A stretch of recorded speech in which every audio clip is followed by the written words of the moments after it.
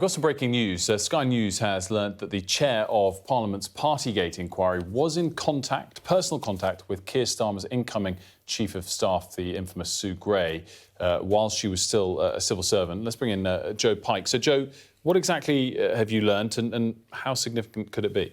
Well, there are two individuals here, Wilf. First of all, Harriet Harman, the veteran Labour MP who chairs the Privileges Committee inquiry into Boris Johnson, whether he potentially misled Parliament around Partygate, and also Sue Gray, the former senior civil servant who, of course, investigated what was happening behind the scenes in the Cabinet Office. You can see Sue Gray here, who a couple of months ago, Sky News broke the story that Keir Starmer had recruited her to be his Chief of Staff. What we can reveal today is that the two women were in personal contact last year in the early stages of Harriet Harman's parliamentary inquiry. Now, you may argue, why not? One of them had investigated one part of it.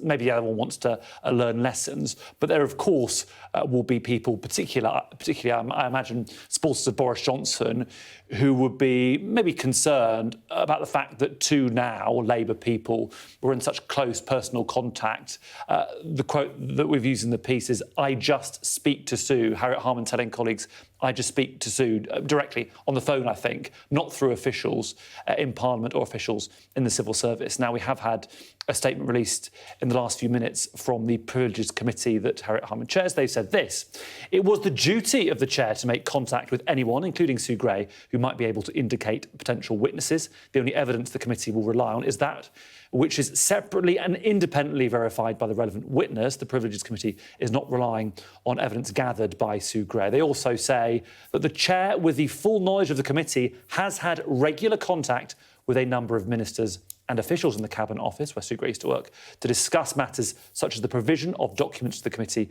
the identity of potential witnesses, and the welfare of civil servants who may have been affected by this inquiry.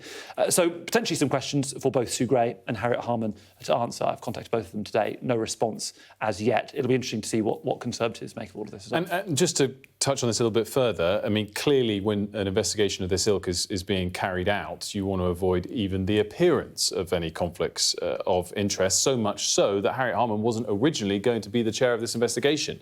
And Chris Bryant had to step back from it. So this sort of plays into all of the debate around that sort of thing. It certainly does. And we should also say there is no evidence that Harriet Harman was aware that Keir Starmer was trying to recruit Sue Gray, and there is also no evidence that Sue Gray was speaking to Harriet Harman after she had been approached by Labour. But as you say, it's sort of the appearance of conflicts of interest as much as sort of the evidence of it.